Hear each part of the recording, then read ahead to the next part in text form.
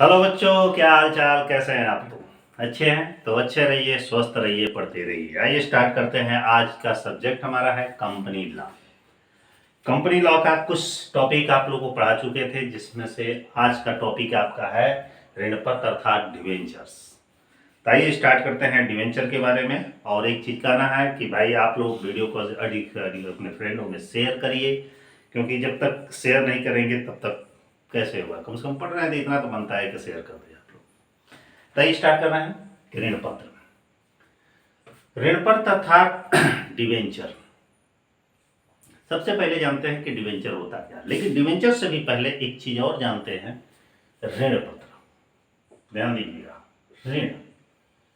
वैसे जानते होंगे कि किसी भी कंपनी में सबसे पहले जब ये हमारी कंपनी है, अब कंपनी को पूंजी की आवश्यकता होती है। किसकी आवश्यकता होती है? पूंजी की, अर्थात धन की आवश्यकता होती है। तो पहला वो वरीयता करता है, देता है कंपनी, कि हम अंश जारी करें। अंशों के माध्यम से वो चाहेगा, शेयर के माध्यम से वो चाहेगा कि पूंजी को एकत्र करें। लेकिन पूंजी की भी तो एक लिमिट होती है, शेयर भी जारी करने की एक लिमिट होती है। जैसे कि पार्षद सीमा नियम में उसका उल्लेख रहता है कि अधिकृत पूंजी से अधिक निर्गमित नहीं कर सकते। तो ऐसी दशा में वो क्या करती है कंपनी? लोगों से ऋण लेना स्टार्ट करती है। लेकिन लोगों से कितना ऋण लेगी? जैसे लोगों से तो मतलब है कि आम जनता से कैसे ऋण लेगी? बहुत करेगी तो सगे संबंधी, हितनात, रिश्तेदारों से लेगी, उसके जो फ्रेंड वगैरह हैं उससे लेगी। लेकिन वो ऐसा लेना पसंद नहीं करती। वो वहां पे क्या करती है? ऋण पत्र जारी करती है। अब क्वेश्चन ये है कि ऋण पत्र जारी क्यों करती है? देखते होंगे कि कोई भी जैसे व्यापारिक कंपनी है, उसको ऋण लेने का गर्भित अधिकार होता है। क्या अधिकार होता है? ऋण लेने का। ध्यान दीजिएगा, ऋण लेने का कौन सा अधिकार होता है? गर्भित अधिकार। ठीक है, माने उसके पास यह ऑप्शन रहता है, चाहे तो वो ऋण ले सकती है, नहीं चाहे तो ऋण नहीं ले सकती, उसकी जरूरत के हिसाब से। लेकिन ऐसा भी प्रावधान कंपनी एक्ट में किया गया है कि ऋण लेने के लिए उसके कुछ कंडीशंस है। और वह सारे कंडीशन मतलब कि वो अपने ऋण लेने का जो अधिकार है, ऋण लेने का जो अधिकार है, इस अधिकार का प्रयोग लिखा रहता है हमारा पार्षद सीमा नियम। सीमा नियम कि भाई वो कंपनी किसी अन्य पर्सन से, आम जनता से, बाहरी व्यक्तियों से वो ऋण लेने का अधिकार रखती है। इसका उल्लेख कहाँ रहता है? पार्षद सीमा नियम में। और जो यह ऋण लेगी, इसका प्रयोग वह किस प्रकार करेगी, वह इसका प्रयोग किस ढंग से करेगी, इसका उल्लेख रहता है हमारा पार्षद अंतर नियम में। अंतर नियम में।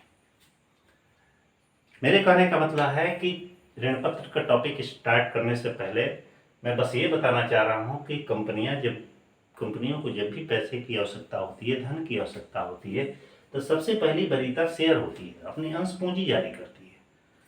लेकिन अंश पूंजी से यदि उनका कोटा पूरा न हो सके, मैंने उसकी पूर्ति न हो सके, तो ऐसी दशा में वो बाहरी व्यक्तियों से ऋण लेती है। और वो ऋण किस हिसाब से लेगी? तो ऋण लेना हर एक कंपनी का, हर एक व्यापारी कंपनी का एक गर्भित अधिकार है। और ऋण लेने का जो अधिकार का उल्लेख किया गया है कि कहाँ तक ऋण ले सकती है, किस प्रकार ऋण ले सकती है, इसका उल्लेख पार्षद सीमा नियम में किया गया। और इस ऋण का प्रयोग वो किस कार्यों के लिए करेगी, कहाँ करेगी, इसका उल्लेख पार्षद अंतर नियम में किया है। अब देखिएगा, कोई भी कंपनी जैसे उसकी जो अधिकार होती है, ये अधिकारों से बाहर ऋण नहीं लेती है।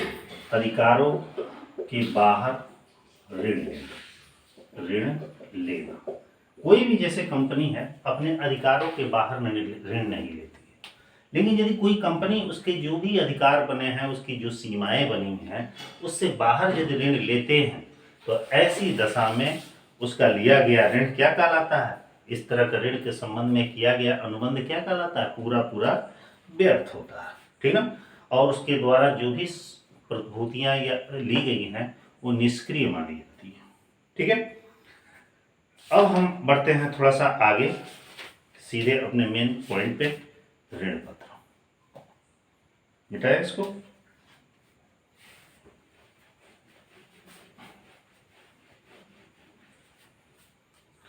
हाँ, टॉपिक हमारा है कि ऋण पत्र क्या। ऋण पत्र क्या? देखिए, ऋण पत्र में जो है दो शब्द छुपा हुआ, ऋण प्लस पत्र। ऋण का क्या अर्थ होता है? ऋण माने एक तरह से कर्ज, अब पत्र माने होता है इसका एक प्रमाण, मतलब एक ऐसा कर्जा, एक ऐसा ऋण जिसका कुछ प्रूफ हो लिखित रूप में, वो क्या कहलाता है? ऋण पत्र का। ये सिंपल अर्थों में। वैसे जो ऋण पत्र शब्द है, जो ये ऋण पत्र शब्द है, ये आपका लैटिन भाषा से लिया गया। कहाँ, किससे लिया गया है? लैटिन भाषा से लिया गया। और किस शब्द से लिया गया है? डेबरे शब्द से। डेबरे, डेबरे शब्द से लिया गया। अब इसका अर्थ क्या होता है? इसका अर्थ होता है ऋणदायी। इसका अर्थ क्या होता है? ऋणदायी। इसका अर्थ होता है ऋणदायी। अब यहाँ पे ऋण पत्र डिवेंचर का मतलब क्या होता है? जैसे कंपनी विधान के अंतर्गत ये भी व्यवस्था की गई है, कंपनी लॉ के अंतर्गत ये प्रावधान किया गया है कि कोई भी कंपनी यदि उसे धन की आवश्यकता है तो वह आम जनता से ऋण ले सकती है। वह ऋण ऋण पत्रों के माध्यम से ले सकती है। ऋण पत्र का मतलब होता है ऋण लेने का एक, जैसे एक प्रमाण है। मान लीजिए शेयर हमारे ऐसे होते हैं, शेयर भी क्या है? एक कागज है। कंपनी अपनी मोहर लगा कर देती है कि भाई ये लीजिए, और हम इसका प्रूफ देते हैं कि जितना इस पर छपा हुआ है उतना रुपया हम देंगे। उसी तरह ऋण है कि एक ऋण का एक ऐसा प्रमाण होता है जिस पर लेने वाला और देने वाले का नाम लिखा रहता है, कंपनी के या उसके वरिष्ठ अधिकारी के हस्ताक्षर होते हैं, कंपनी की एक उस पर सार्वभौम मुद्रा लगी रहती है, ऋण की धनराशि लिखी रहती है, उस पर ब्याज की दर लिखी रहती है, ऋण पत्रों के प्रकार के बारे में उल्लेख रहता है। वह एक तरह से समझिए कि वचन पत्र होता है। कैसे कि उसमें उतने रुपये देने की उसको गारंटी हर कंडीशन पे रहती है कि भाई जब भी अगला मांगेगा दे दिया जाता। तो इस तरह के प्रमाण पत्र या सर्टिफिकेट को क्या कहा जाता है? ऋण पत्र कहा जाता है। जनरल व्यू में देखिए कि मान लीजिए कि आपने हमसे कुछ पैसे लिए उधार, या मैं आपसे लिया। एक तो होता है व्यवहारिक जीवन पे। व्यवहारिक जीवन का मतलब है कि भाई आपसे मेरा घनिष्ठता है, मैंने आपको कुछ अमाउंट दे दिया, आपका अपना काम किया, उसके बाद हमको पेड कर दिया, तो ये तो ठीक है। लेकिन जहाँ ज़्यादा घनिष्ठता नहीं है, कैसे विश्वास करूं कि आप हमारा पेमेंट कर देंगे या आपका पेमेंट मैं कर दूंगा? भरोसा कैसे? तो वहाँ पे एक लिखित प्रूफ दिया जाता है। वही प्रूफ क्या कहलाता है? ऋण पत्र कहलाता है। ठीक है। कंपनी अधिनियम के लिए अंतर्गत दिया गया है इसमें एक डेफिनेशन कि कंपनी जब ऋण लेती है तो इस ऋण की स्वीकृति के लिए एक प्रमाण पत्र देती है। कंपनी जब ऋण लेती है तो इस ऋण की स्वीकृति के लिए एक प्रमाण पत्र देती है, जिस प्रमाण पत्र को क्या कहा जाता है? ऋण पत्र कहा जाता है। अब यहां प्रश्न उठता है कि ऋण पत्र की क्या विशेषता? ऋण पत्र की विशेषता, ऋण पत्र की विशेषता कि हमारा जो डिवेंचर है, ऋण पत्र है, इसकी क्या विशेषता होती है? ठीक है, एक सेकंड।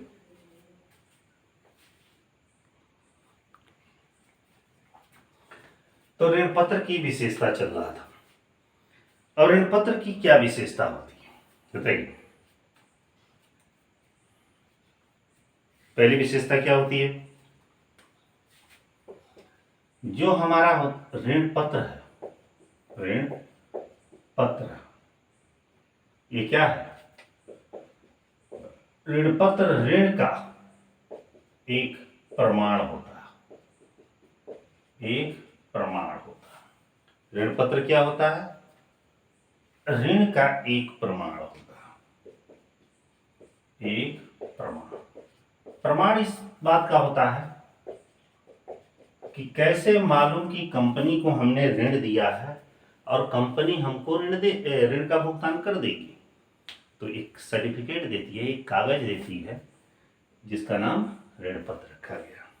दूसरा क्या है, इस पर कंपनी की सार्वमुद्रा होती है। दूसरा क्या है, इस पर कंपनी की सार्वमुद्रा होती है। सार्वमुद्रा होती है मतलब इस पे कंपनी की अपने लोगो मोहर लगा हुआ होता है। कैसे माना जाएगा कि भाई कंपनी की है? नहीं लगा रहेगा तो कोई भी कह सकता है ना हमारा है, ये नहीं है। अगला क्या होता है, तीसरी विशेषता होती है कि इस पर ब्याज की दर निश्चित होती है। निश्चित का मतलब है कि जिस आदमी ने कर्जा दिया है, ऋण दिया है कंपनी को, तो वो कंपनी उस व्यक्ति को कितना % इंटरेस्ट देगी, तो ब्याज की दर इसमें निश्चित होती है। अगला क्या होता है, भुगतान की अवधि निर्धारित होती है। अब ये भी ऑप्शन रहता है उस पर कि ऐसे ऋण पत्रों का पेमेंट कैसे करेगी कंपनी। क्या कंपनी में पैसा पड़ा रहेगा, केवल ब्याज देती रहेगी, या अपना जरूरत का पूरा करने के बाद से जब चाहे तब लौटा देगी, या 2 साल बाद, 3 साल बाद, 4 साल बाद पेमेंट करेगी, कैसे करेगी, ये सारे कंडीशंस लिखे रहते हैं। अगला कि जो ऋण लेता है, ऋण पत्र लेता है, वो क्या कहलाता है, वह ऋण पत्रधारी कहलाता।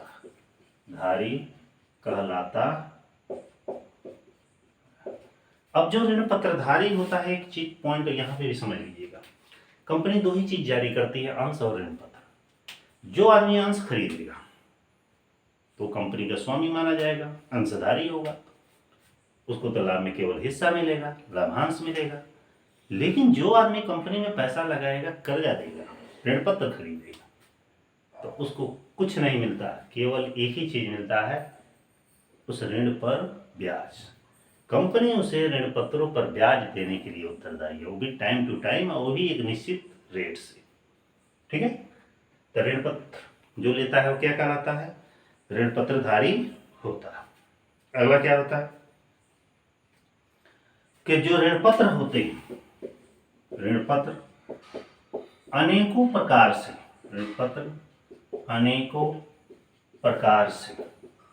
निर्गमित होते। अनेकों प्रकार से निर्गमित का मतलब है कि बहुत सारे टाइप के होते हैं। कम मूल्य पर भी निर्मित किया जाता है, अधिक पर भी किया जाता है, इसमें भी बहुत सारे प्रकार हैं, अभी आगे पढ़ेंगे आप लोग। तो ये इसकी मुख्य विशेषताएं होती हैं। अब यहीं पे एक चीज और आप जान लीजिए कि जो ये ऋण पत्र होते हैं और अंश होते हैं, इन दोनों में क्या अंतर है। अंश लेता है वो अंशधारी, ऋण पत्र लेता है वो ऋण पत्रधारी। आखिर ऋण पत्रधारी और अंशधारी में अंतर क्या होता है, तब ऋण पत्रों के प्रकार पर चलेंगे बेटा।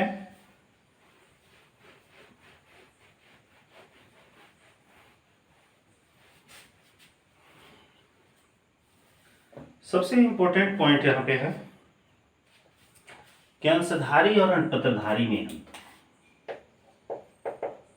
अंशधारी व ऋण पत्रधारी में अंतर, इन दोनों में आखिर डिफरेंस क्या है। हम 2 पार्टों में बांट दे रहे हैं, एक ओर कर रहे हैं अंशधारी और दूसरी ओर कर रहे हैं ऋण पत्रधारी। आखिर इन दोनों में अंतर है क्या क्या। दोनों तो कंपनी के द्वारा जारी किया जाता है, दोनों को जनता ही खरीदता है, दोनों में कंपनी पैसा लेती है और दोनों में ही सर्टिफिकेट जारी किया जाता है। लेकिन जब दोनों ऐसा है तो आखिर दोनों में अंतर क्या है। सबसे पहला, जो अंशधारी होते हैं, जो अंश होते हैं, ठीक है, जो अंश होते हैं इसमें ध्यान दीजिए, अंश क्या है, एक तरह से कंपनी की पूंजी है। अंश क्या है? कंपनी की पूंजी। और जो हमारा ऋण पत्र है ये क्या है? एक तरह से कंपनी का ऋण, लायबिलिटीज। ओके। दूसरा है जो हमारा ये अंशधारी हुआ ये क्या होगा? एक कंपनी का क्या कहलाता है? स्वामी, मालिक कहलाता है। और दूसरे नंबर पे यहाँ पे जो ऋण पत्रधारी होगा, ऋण पत्रधारी होगा, वो क्या कहलाता है? कंपनी का, एक कंपनी का लेनदार कहलाता है। क्या कहलाता है? कंपनी का लेनदार। तीसरे नंबर पर जो हमारा ये अंशधारी है इसको क्या मिलता है? इसकी अपनी पूंजी पर लाभांश मिलता है। क्या मिलता है? पूंजी पर लाभांश मिलता है। और जो हमारा इधर ऋण पत्रधारी है, ऋण पत्रधारी है, इसको क्या मिलता है भाई? इसको ऋण पर क्या मिलता है? ब्याज मिलता है। ये ध्यान रखिएगा। अब यहाँ पर चौथे नंबर पर जो यहाँ पे लाभांश मिलता है, इस लाभांश की दर निश्चित नहीं होती है, निश्चित नहीं होती है, नहीं होती है। लेकिन जो ऋण पत्रधारी को ब्याज मिलता है तो ब्याज की दर क्या होती है? ब्याज की दर निश्चित होती है। ठीक है। और भी चीजें हैं कि जो अंश है, पांचवा है अंश है, इसकी पूंजी जो वापसी होती है, पूंजी की जब वापसी कब होती है? ये कंपनी के समापन पर होती है। मतलब शेयर जो भी खरीदेगा, तयमान का खरीदता है, उसकी पूंजी काफी समय तक उसके बिजनेस में, उस कंपनी में लगी रहेगी। लेकिन यहाँ पे जो ऋण पत्रधारी, ऋण पत्र है, जो ऋण पत्र है, यह उसकी इच्छा पर निर्भर करती है। इच्छा पर वापसी होती है, वापसी होती है। भाई ऋण पत्रधारी कर देगा ना, हमारा पैसा तो दे देगा। और क्या क्या अंतर होते हैं? अगला अंतर है जो अंशधारी है, इस अंशधारी को कंपनी की सभा में, कंपनी सभा में मत देने, उपस्थित होने का अधिकार है। और इसमें क्या होता है? जो ऋण पत्रधारी है, जो ऋण पत्रधारी है, इसे कंपनी की सभा में उपस्थित होने का अधिकार नहीं है, होने का अधिकार नहीं है। भाई वो तो लेनदार होता है। और क्या है? और भी बहुत सारे अंतर है, 6 अंतर काफी है नोट करने के लिए। तो ये तो था अंशधारी और ऋण पत्रधारी में अंतर। इसको जल्दी से नोट करिए, फिर आगे चलते हैं कि ऋण पत्र हमारे कितने प्रकार के होते हैं। ठीक है, जल्दी से नोट करिए, एक स्क्रीन के लिए हट जा रहा है।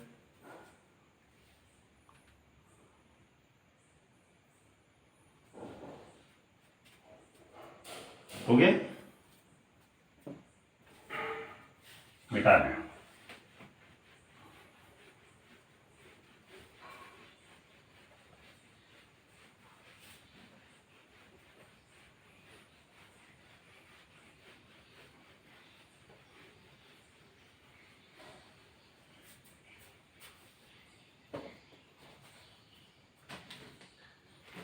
हाँ, आगे बढ़ते हैं।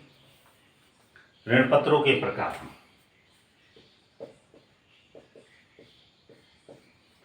ऋण पत्रों के प्रकारों को हम कई भागों में बांटे। ऋण पत्रों के प्रकारों को कई भागों में बांटा गया। सबसे पहले है हस्तांतरणिता के आधार पर। फर्स्ट है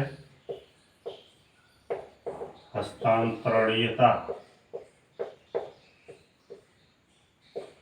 के आधार आधार। दूसरा इसमें है सुरक्षा के आधार पर।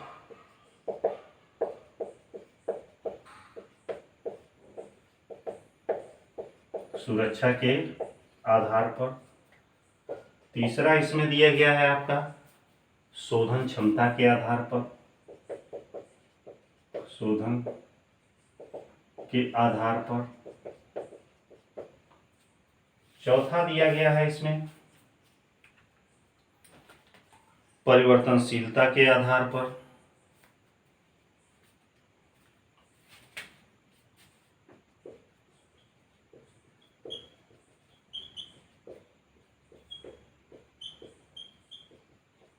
आधार पर। बस इतना ही रहने दीजिए, 4 ही भागों में बैठ रहे हैं। अब समझिएगा एक एक के बारे में कि किसके आधार पर कौन कौन से ऋण पत्र जारी किए जाते हैं। ध्यान से देखिएगा। सबसे पहले हस्तांतरणशीलता के आधार पर। इसके आधार पर पहला हमारा ऋण पत्र होता है कौन सा? रजिस्टर्ड ऋण पत्र। रजिस्टर्ड ऋण पत्र। और दूसरा होता है वाहक ऋण पत्र।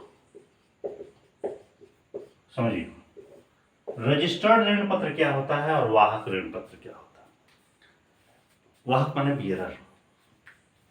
समझिए, ऐसे ऋण पत्र जो कंपनी के रजिस्टर में दर्ज ऋण पत्र धारियों के लिए ही जारी किए जाते हैं।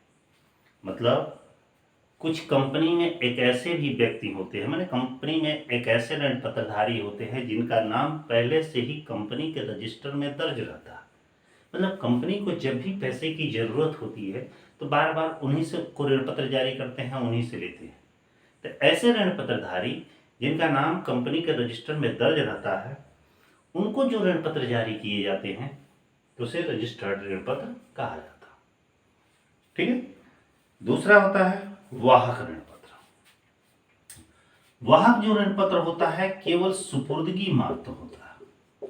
सुपुर्दगी मात्र। सुपुर्दगी मात्र का मतलब होता है कि ऐसे ऋण पत्र जो कंपनी द्वारा शीघ्र भुगतान करने के लिए, मतलब कुछ तत्काल पेमेंट करना होता है, तो वहां पे जो ऋण पत्र जारी किए जाते हैं तो उसे वाहक ऋण पत्र कहा जाता है। मतलब कि ऐसे ऋण पत्र जो शीघ्र भुगतान करने के लिए, माने कंपनी में कोई अचानक बहुत बड़ा पेमेंट करना है तो ऐसी दशा में कुछ डिवेंचर ऐसे जारी किए जाएंगे कि भाई कि शॉर्ट टाइम के लिए रहेंगे, कि अभी जारी किया गया कल वापस ले लिया जाएगा क्योंकि कंपनी का काम हो गया रहेगा। तो ऐसे ऋण पत्र को क्या कहा जाता है? वाहक ऋण पत्र। दूसरा है सुरक्षा के आधार पर। अब देखिए, सुरक्षा के आधार पर भी ऋण 2 प्रकार के होते हैं। पहला कौन सा है? एक है बंधक ऋण पत्र और एक है असुरक्षित ऋण पत्र। एक होता है बंधक ऋण पत्र और एक होता है असुरक्षित, या इसे नग्न ऋण पत्र भी कहा जाता है। समझिएगा, या अबंधक ऋण पत्र भी कहा जाता है। तो सुरक्षा के आधार पर ऋण पत्र 2 प्रकार के होते हैं। पहला बंधक ऋण पत्र। बंधक ऋण पत्र का मतलब होता है कि जब कंपनी को ऋण की आवश्यकता होती है और वह आम जनता में अपने ऋण पत्रों को जारी करती है, लेकिन जारी करते समय वो अपनी कुछ प्रॉपर्टी को, कुछ प्रतिभूतियों को जमानत के तौर पर बंधक रख देती हैं, गिरवी रखती हैं, ताकि अगले को भरोसा रहे कि भाई हम पैसा दे रहे हैं तो हमको भी टाइम से दे देगा, नहीं देगा तो उसका हम बेच के खा जाएंगे। तो ऐसे ऋण पत्रों को बंधक ऋण पत्र कहा जाता है। जैसे कोई आपका मित्र है, कहा भाई हमको 10,000 रुपये दे दो, तो कहा कि क्या बात की गारंटी है भाई कि मैं 10,000 रुपये दे दूँ, कल दे दो, नहीं दे दिए तब क्या होगा, लेके भाग गए तब क्या होगा। कहेगा ठीक है भाई, मेरी ये घड़ी है, रख लो अपने यहाँ जमानत के तौर पर, जब मतलब दूंगा तब दे देना। कहे ठीक है। उसने अपना काम चलाया, 2 महीना, 1 महीना, 3 महीना में पैसा का पेमेंट कर दिया, उसने उसका सामान दे दिया। तो यहाँ पे जो ऋण दिया गया ये क्या कहलाएगा? बंधक कहलाएगा। तो जो ऋण पत्र जमानत के तौर पर जारी किए जाते हैं, जमानत पर कुछ संपत्ति प्रभूतियों को रखकर ऋण पत्र जारी किए जाते हैं, बंधक ऋण पत्र। असुरक्षित नग्न ऋण पत्र का मतलब होता है कि ऐसे ऋण पत्र जिसको जारी करते समय किसी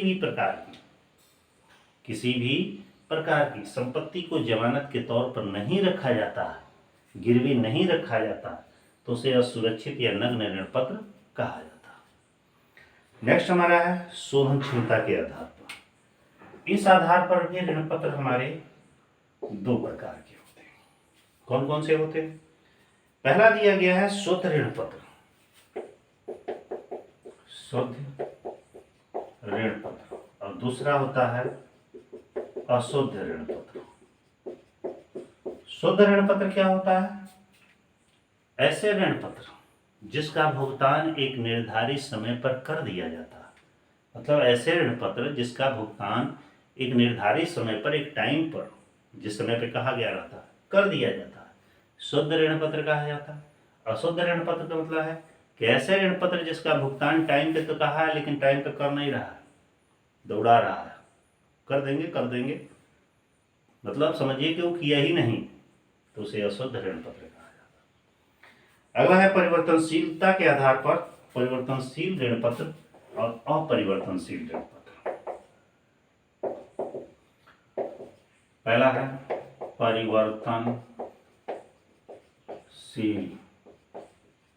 ऋण पत्र और दूसरा है अपरिवर्तनशील ऋण पत्र। ध्यान दीजिएगा, परिवर्तनशील ऋण पत्र क्या होता है? मतलब कन्वर्टेबल डिबेंचर्स, ऐसे ऋण पत्र जिसको जारी करते समय कंपनी उसमें एक इंस्ट्रक्शन लिखती है। क्या लिखती है? कि फ्यूचर में वो ऋण पत्रधारी चाहे तो अपने ऋण पत्रों को अंशों में कन्वर्ट करा सकता है। मतलब कि ऐसे ऋण पत्र जिसे भविष्य में या कभी भी अपने ऋण पत्रों से अंशों में परिवर्तन कर सकते हैं, वो चाहे तो ऋण पत्रधारी या कल चाहे तो अंशधारी बन सकते हैं, तो उसे परिवर्तनशील ऋण पत्र कहा जाता है। और जिस ऋण पत्र में इस टाइप का विकल्प नहीं रहता है ना, ऋण पत्र लिए हो तो ऋण पत्र ही रहेगा, अंश में नहीं बदला जाएगा, तो उसे क्या कहा जाएगा? अपरिवर्तनशील ऋण पत्र कहा जाएगा। ठीक है, तो ये तो था आपका ऋण पत्रों के प्रकार। ये आता भी एग्जाम में कि ऋण पत्र कितने प्रकार के होते हैं, सबके बारे में संक्षेप में समझाइए। तो सारे ये पॉइंट्स जिस तरह से इसका फैक्टर किया गया उस हिसाब से करके एक एक के बारे में दो लाइन पॉइंट आउट कर दीजिएगा, कंप्लीट। ठीक है, एक चीज और भी इसमें कहा गया है कि ऋण पत्र के संबंध में कंपनी अधिनियम के प्रावधान। बेटा इसको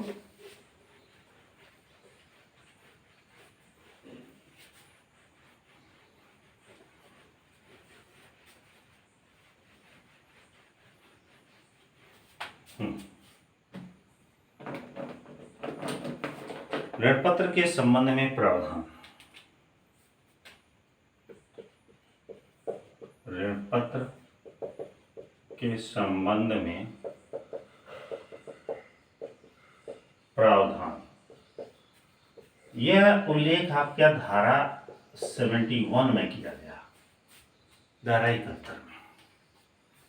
मतलब कि जब कंपनियां ऋण पत्र जारी करती हैं तो कंपनी अधिनियम की धारा 71 के अंतर्गत इसके कुछ प्रावधान हैं। वो प्रावधान क्या है? सबसे पहला है ऋण पत्र जारी करना, ऋण पत्र जारी करना। इसका मतलब होता है, स्टार्टिंग में ही बताया था आपको कि जब भी कंपनी को पूंजी की जरूरत होगी, पैसे की जरूरत होगी, तो सबसे पहला ऑप्शन वो शेयर जारी करती है। यदि वो शेयर नहीं जारी कर सकती या उसका कोटा या लिमिट पूरा हो गया हो, फिर भी उसको धन की आवश्यकता हो, तो डिबेंचर जारी करती है। तो कंपनी को यह विकल्प है कि वो चाहे तो अपने ऋण पत्रों को भी जारी कर सकती है और जिसका भुगतान समय पर या निर्धारित समय पर या उसका शोधन के टाइम पर कर सकती है, और उसके लिए एक साधारण सभा में विशेष प्रस्ताव पास करके अनुमोदन प्राप्त करना जरूरी होता है। दूसरा होता है इसमें मताधिकार वाले ऋण पत्रों को जारी नहीं करना। मताधिकार वाले ऋण पत्रों को जारी न करना। मताधिकार वाले ऋण पत्रों को जारी न करने का मतलब क्या होता है कि कोई भी कंपनी मत का अधिकार रखने वाले इस टाइप का कोई भी ऋण पत्र को जारी नहीं कर सकते। मतलब कि जिस तरह शेयर में होता है कि शेयर में जब भी कोई शेयर खरीद लिया शेयर होल्डर हो जाता है, और खरीदते ही उसको ये पावर हो जाता है कि कंपनी की सभा में वो भाग ले सकता है, कंपनी का स्वामी होता है, कंपनी का अंशधारी होता है। तो इस टाइप का कोई भी ऋण पत्र कंपनी को ये अधिकार है इस तरह की कोई भी ऋण पत्र वो जारी न करें जिससे कि वो कंपनी के स्वामित्व में उसका कोई दिक्कत हो। ठीक है। अगला है सुरक्षित ऋण पत्र जारी किया जाना। तीसरा है सुरक्षित ऋण पत्र जारी किया जाना। सुरक्षित ऋण पत्र जारी किया जाने का मतलब क्या है? कंपनी को यह भी पावर है, ये भी प्रावधान किया गया है कि कंपनी अपने नियम शर्तों का पालन करके चाहे तो वो पूर्ण रूप से ही सुरक्षित ऋण पत्रों को जारी कर सकती है। सुरक्षित ऋण पत्रों को जारी करने से बेनिफिट होता है कि आम पब्लिक जो जनता होती है, ऋण पत्रधारी होते हैं, जो ऋण पत्र वो खरीदते हैं, उनको भरोसा होता है, विश्वास होता है कि नहीं कंपनी एकदम सही है, पैसा भले ले रही है लेकिन टाइम से हमको पेमेंट कर देगी, अच्छा इंटरेस्ट रेट भी देगी। ठीक है। तो सुरक्षित ऋण पत्रों पर ही ऐसा होता है। अगला है कि ऋण पत्र शोधन संचय खाता का निर्माण करना। ऋण पत्र शोधन संचय खाता का निर्माण करना। इसमें भी है कि जब भी कंपनी ऋण पत्र जारी करती है तो उसके लिए एक कंपल्सरी होता है कि डिवेंचर रिडेम्पशन रिजर्व अकाउंट का वो निर्माण करे। क्यों? क्योंकि भाई लोगों से केवल कर्जा लेगी तो आज नहीं तो कल एक दिन देना पड़ेगा कि नहीं पड़ेगा। इसलिए कंपनी को एक डिवेंचर रिडेम्पशन रिजर्व अकाउंट बनाएगी जिसमें थोड़ा थोड़ा अमाउंट उसमें जमा कर देगी ताकि एक टाइम आने पर अपने ऋण पत्रधारियों का आसानी से पेमेंट कर सके। अगला है प्रविवरण जारी न करना।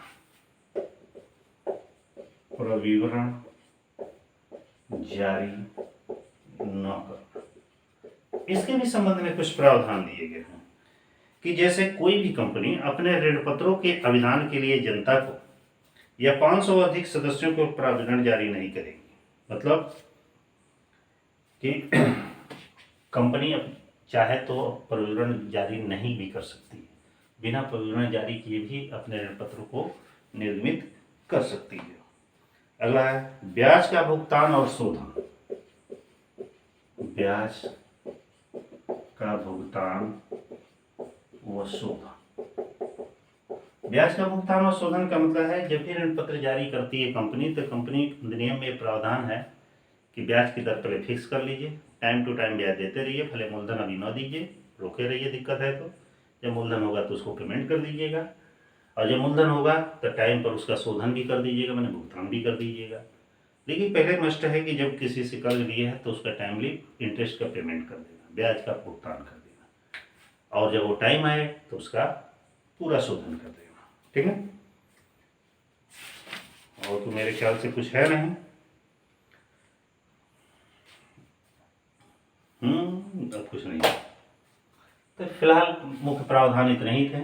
इस तरह डिवेंचर का टॉपिक समाप्त हो गया। और भी छोटे मोटे पार्ट्स हैं लेकिन आपके लिए उतना इम्पोर्टेंट नहीं है, इतना ही काफ़ी है, सफिशिएंट है, तो इतना पढ़िएगा।